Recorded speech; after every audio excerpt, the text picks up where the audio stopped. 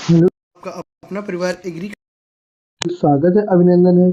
आज हम लोग इंट्रोडक्शन पढ़ेंगे कृषि जंतु विज्ञान जियोलॉजी के बारे में, और यहाँ से हम लोग पूरी बुक का सोल्यूशन कर।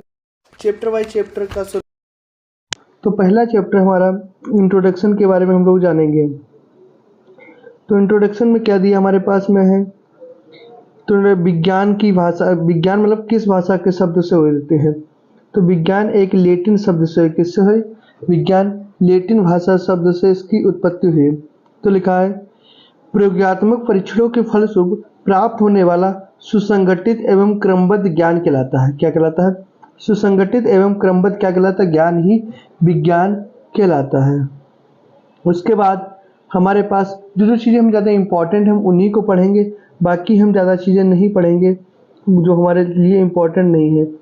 उसके बाद हम लोग पढ़ेंगे जंतु विज्ञान किसे कहते हैं।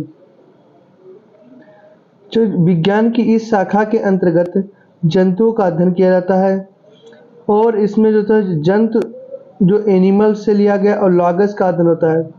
तो आपसे पूछे जियोलॉजी के अंतर्गत क्या है? एनिमल्स का स्टडी, स्टडी ऑफ एनिमल्स का अध्ययन किसके अंतर्गत किया जाता है? जंतुओं के अध्ययन। और बॉटनी क्या था? विज्ञान की वह शाखा जिसके अंतर्गत हम लोग किसका अध्ययन करते हैं? पेड़ पौधों का अध्ययन करते हैं। उसको हम लोग क्या कहते हैं? वनस्पति विज्ञान कहते हैं। अब आ जाता है माइक्रोबायोलॉजी। विज्ञान की इस शाखा के अंतर्गत हम उन जीवों का अध्ययन करते हैं जिनको हम लोग आंखों से नहीं देखा जा सकता है, और मतलब सूक्ष्मदर्शी का प्रयोग करते हैं, जैसे कवक हो गया, फंगी, एल्गी, बैक्टीरिया, वायरस इत्यादि होते रहते हैं। अब इसके बाद हम लोग पढ़ेंगे ब्रीफ इंट्रोडक्शन। ब्रीफ इंट्रोडक्शन जो जो चीज़ हमारे लिए इंपॉर्टेंट है हम उन्हीं को पढ़ेंगे, ज़्यादा चीज़ों को नहीं पढ़ेंगे, क्योंकि और जो जो चीज़ों को हम पढ़ाते हैं उन्हीं से आप नोट्स बनाते रहिए। ऐसा नहीं कि आप सर सोचोगे सर नोट्स कैसे बनाए, जो जो चीज़ हम पढ़ाएं उन्हीं को नोट्स बना लो, क्योंकि हम वही चीज़ पढ़ाएंगे जो आपके लिए इंपॉर्टेंट है। फिर यूनान के महार दार्शनिक होते अरस्तु। तो अरस्तु किसको का जंतु विज्ञान के जनक कौन होते हैं? अरस्तु। क्वेश्चन आ जाएगा फादर ऑफ जियोलॉजी क्या बताओगे? अरस्तु। और फादर ऑफ बॉटनी क्या कौन सा है? थियोफ्रेस्टस है। तो इन 9 भागों में अपनी पुस्तक को हिस्टोरिका एनिमिलिस लिखे थे। कौन के? हिस्टोरिका एनिमिलियम इनकी पुस्तक का नाम था, जिसमें जंतुओं के बारे में बताया गया था। अब अरस्तु के पश्चात उनके शिष्य था जो जंतु के पिता कहलाए उसके बॉटनी के, थियोफ्रेस्टस थे। कौन थे? थियोफ्रेस्टस। इनकी पुस्तक कौन थे? हिस्टोरिया प्लेटले कौन कौन से थे? प्लेटेरम, हिस्टोरिया प्लेटेरम होती है। फादर ऑफ बॉटनी कहलाते हैं। देखो हमने बताया फादर ऑफ बॉटनी किसे कहते हैं? थियोफ्रेस्टस को कहते हैं। और फादर ऑफ जियोलॉजी तो अरस्तु। आपको यहाँ तक चीज़ें डिस्कस होगा, इसके बाद आगे हम लोग चलेंगे। अब आ जाता हमारा स्कोप ऑफ बायोलॉजी, मतलब बायोलॉजी का क्षेत्र क्या है। तो बायोलॉजी का क्षेत्र अगर आपसे बताए, जीव विज्ञान के अध्ययन विस्तृत और विशाल है। इनमें हम जीवों की उत्पत्ति और विकास का अध्ययन करते हैं। जीव विज्ञान के अंतर्गत प्रकृति में पाए जाने वाले विभिन्न प्रकार के जीव जंतु और वनस्पतियों का स्वभाव, रहन सहन आदि का अध्ययन करते हैं। यहाँ से क्वेश्चन नहीं आता, क्वेश्चन जो जो हमने हाईलाइट किए हैं, क्वेश्चन पहले चैप्टर से आता है कि जियोलॉजी किस भाषा का शब्द है और बॉटनी किस भाषा का शब्द है, जियोलॉजी के फादर कौन है और बॉटनी के फादर कौन है, यहाँ से क्वेश्चन आता है। फिर हमारा प्योर बायोलॉजी किसे कहते हैं, मौलिक सिद्धांत क्या होता है। अब उसके बाद हम आगे चलेंगे, जो जो चीज़ें हमें, अब यहाँ से क्वेश्चन आता है, यहाँ से क्वेश्चन आता है, यहाँ से क्वेश्चन इसलिए आता है क्योंकि यहाँ से इंपॉर्टेंट क्वेश्चन बन जाते हैं। देखो जैसे समझो आकार की क्वेश्चन आएगा, मार्फोलॉजी के अंतर्गत किसका अध्ययन किया जाता है? स्टडी ऑफ मार्फोलॉजी मतलब किसका अध्ययन किया जाता है? तो बाहरी आकृति स्ट्रक्चर में किसका अध्ययन किया जाता है? आपसे कोई पूछे तो क्या बताओगे? आकार की मतलब क्या? बाहरी आकृति का। तो यहाँ से क्वेश्चन आपके आते हैं। उसके बाद हमारा है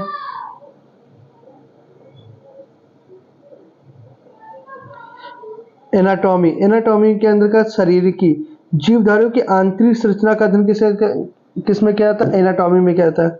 ऊतकी हिस्टोलॉजी, सूक्ष्मदर्शी की सहायता से जीव शरीर में ऊतकों का अध्ययन ऊतकी के अंतर्गत किया जाता है। किसके अंतर्गत किया जाता है? ऊतक है। अब इसके अंदर साइटोलॉजी, साइटोलॉजी में बहुत इंपॉर्टेंट है। तो इसका अंतर्गत क्या है? कोशिका की सूक्ष्म संरचनात्मक और क्रियात्मक इकाई सेल का अध्ययन किया जाता है। और फिजियोलॉजी में क्या? कार्यकी का अंतर्गत टेक्सोनॉमी इंपॉर्टेंट है। तो जीवों की वर्गीकरण का अध्ययन किसमें किया जाता है? टेक्सोनॉमी में। और इकोलॉजी में क्या था? वातावरण का अध्ययन किया जाता है। किसका किया जाता है? वातावरण का अध्ययन इसमें क्या जाता है, टेक्सोनॉमी में क्या जाता है। अब उसके बाद हमारा आ जाता है भ्रूणिकी। भ्रूणिकी बहुत आता है। भ्रूणिकी मतलब क्या होता है, एम्ब्रॉयलॉजी। क्वेश्चन आएगा एम्ब्रॉयलॉजी में किसका अंतर्गत है। हिंदी में नहीं लिख के रहता भ्रूणिकी तो बच्चा समझ जाएगा, अगर हिंदी में लिख के देगा तो बच्चा समझ जाएगा कि भ्रूणिकी मतलब भ्रूण का क्वेश्चन आता है कि एम्ब्रॉयलॉजी में किसका अंतर्गत है, तो भ्रूण बनने की संरचना का। जेनेटिक्स में अनुवांशिक लक्षण वंशागत नियम का अध्ययन किया जाता है। इवोल्यूशन क्या होता है कि बहुकोशिकीयों के विकास की क्रिया होती है, ये बहुत आता है। जीवाश्म विज्ञान बहुत आता है, भ्रूणिकी बहुत आता है। तो प्लांटोलॉजी में क्या, जीव जंतु के विलुप्त जिसमें जीवाश्म विज्ञान बहुत इंपॉर्टेंट है कि जीवाश्म विज्ञान में, और 2022 में आया भी क्वेश्चन है। जीव भूगोल क्या बायोग्राफी के अंतर्गत क्या है, पृथ्वी पर वितरण और उन पर पड़ने वाले वातावरणीय प्रभावों का अध्ययन कहता है। ठीक। मॉलिक्यूलर बायोलॉजी ये इतना आपके लिए इम्पोर्टेंट नहीं है, जो जो हमने पढ़ा है ये इनको आप लिख लेना है, बहुत ज़्यादा पूछे जाते हैं। एक और आता है पैथोलॉजी में किसका अंदर किया जाता है, तो पैथोलॉजी में हम लोग किसका अध्ययन करते हैं, रोगों का। किसका, रोगों का। प्लांट पैथोलॉजी में रोगों का अध्ययन किया जाता है। ठीक। अब उसके बाद हमारा आता है व्यवहारिक विज्ञान, अप्लाइड बायोलॉजी। इसका क्या, एग्रीकल्चर। भारत एक कृषि प्रधान से मनुष्य अपनी दिनचर्या के लिए विभिन्न भोज्य पदार्थों के उपयोग करता है जो हमें पेड़ पौधे जंतुओं से प्राप्त होते हैं। इस शाखा के अंतर्गत पेड़ पौधों से प्राप्त होने वाले विभिन्न वस्तुओं जैसे खाद्य पदार्थों का क्या किया जाता है, अध्ययन किया जाता है। तो आप समझ गए। उसके बाद हम लोग आगे आएंगे भाई, अगर उसका पढ़ रहे हैं तो हम लोग एनिमल में भी कृषि का योगदान होता है। तो हेडिंग याद रखो, एनिमल के लिए मधुमक्खी पालन एपीकल्चर होता है, और फॉरेस्ट्री में इसके अंदर पेड़ पौधों का संरक्षण के बारे में किया जाता है, और चिकित्सा मेडिसिन के बारे में इसमें आता है। अब जंतु विज्ञान की क्या होती है, परिभाषा महत्व क्षेत्र बहुत आता है यहाँ से क्वेश्चन, तो इसके बारे में हम लोग डिस्कस करेंगे। तो इसके बारे में हम लोग डिस्कस करेंगे जब तक आप क्लास को शेयर करते रहे। जंतु विज्ञान से हमारा क्या प्राप्त होता है, भोजन प्राप्त होता है। ठीक।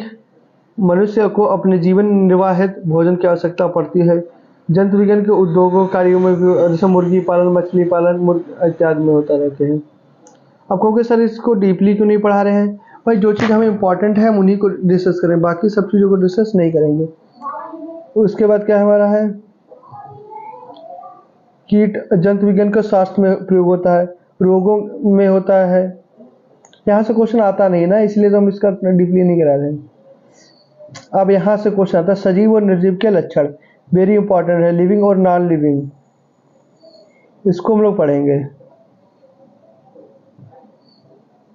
तो पृथ्वी पर पाई जाने वाली विभिन्न वस्तुओं के मुख्य दो प्रकार के होते हैं, सजीव होता है, निर्जीव होता है। तो देखो सजीव के लक्षण क्या होता है, नंबर 1 कोश की संरचना और जीव द्रव्य। प्रत्येक सजीव चाहे वह जंतु हो या वनस्पति छोटी छोटी इकाइयां जिन्हें कोशिका कहते हैं, कोशिकाओं से मिलकर बना होता है। जीवधारी के शरीर में संरचनात्मक और क्रियात्मक इकाई होती है। कोशिका अपने अंदर जीव द्रव्य संपन्न करता, प्रोटीन, कार्बोहाइड्रेट, वसा तथा उसके बाद enzyme, nucleotides, nucleic acid, DNA, RNA, विभिन्न प्रकार के लवण पाए जाते हैं। तो भाई सजीव है, हम क्या, मनुष्य का तो सजीव होता है, उसके अंदर क्या सभी क्रियाएं होती रहती हैं। इसके बाद अब आपको इसके अंदर का नहीं पढ़ना, क्या पोषण, तो सजीवों में पोषण की क्रिया होती है, हाँ होती है। सजीव क्या करते हैं, भोजन करते हैं, क्यों करते हैं, क्या करते हैं, प्रकाश संश्लेषण। तो सजीवों को अपनी समस्त क्रियाओं को सुचारू रूप से चलाने के लिए किसकी आवश्यकता होती है, भोजन की आवश्यकता होती है। उसके बाद श्वसन, भोज्य पदार्थ जैसे प्रोटीन, कार्बोहाइड्रेट, वसा के ऑक्सीकरण से रासायनिक क्रिया मुक्त होती है, जिसकी सहायता से सजीव अपने दैनिक कार्यों को करते हैं। Very good. वृद्धि, आपको खाली खाली एक पॉइंट याद रखना है कि सजीवों में पोषण क्रिया होती है, सजीवों में श्वसन होता है, सजीवों में वृद्धि होती है, गमन होता है, गति होती है। आप 2 नंबर में आएगा, आप लिख दोगे, अंदर का तरह जरूरी नहीं है। सजीवों में आकार को बढ़ाने के गुण होता है, नहीं तो होता है। सजीवों की वृद्धि, आकार हमेशा एक साथ संरचनात्मक क्रियात्मक आती रहती है, मतलब बढ़ता रहता है। उसके बाद गमन, गमन का मतलब होता है गति, गति। तो देखो गमन मतलब होता है वस्तुओं जंतुओं में स्थान परिवर्तन का गुण होता है, वेरी गुड, वो तो होता है। इससे हम लोग क्या कहते हैं, गमन कहलाते हैं, विपरीत स्थानों पर चले जाते हैं। उत्सर्जन होता है, सजीवों में विभिन्न प्रकार की उपचार क्रियाओं के लिए हानिकारक और लाभदायक पदार्थ लेते हैं, तो उनको क्या होता है, हानिकारक पदार्थों को निकाला दिया जाता है।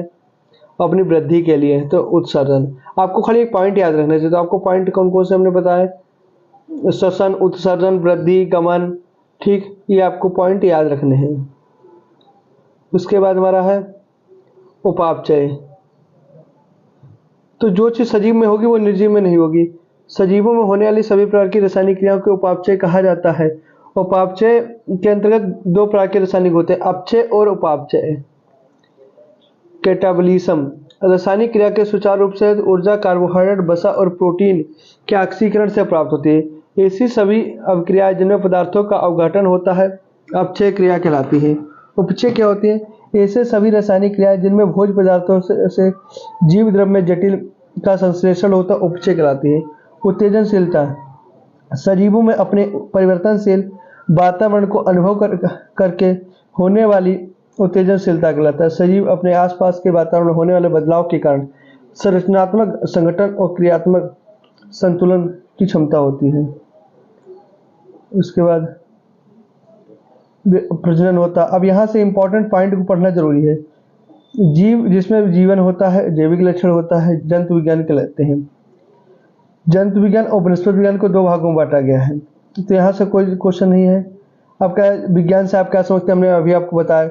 विज्ञान की परिभाषा क्या बताया, किन किन भागों में जूलॉजी बांटनी है, मौलिक जीवन क्या होता है, सजीव और निर्जीव में अंतर लिखिए। तो आपका पहला चैप्टर कंप्लीट हो गया।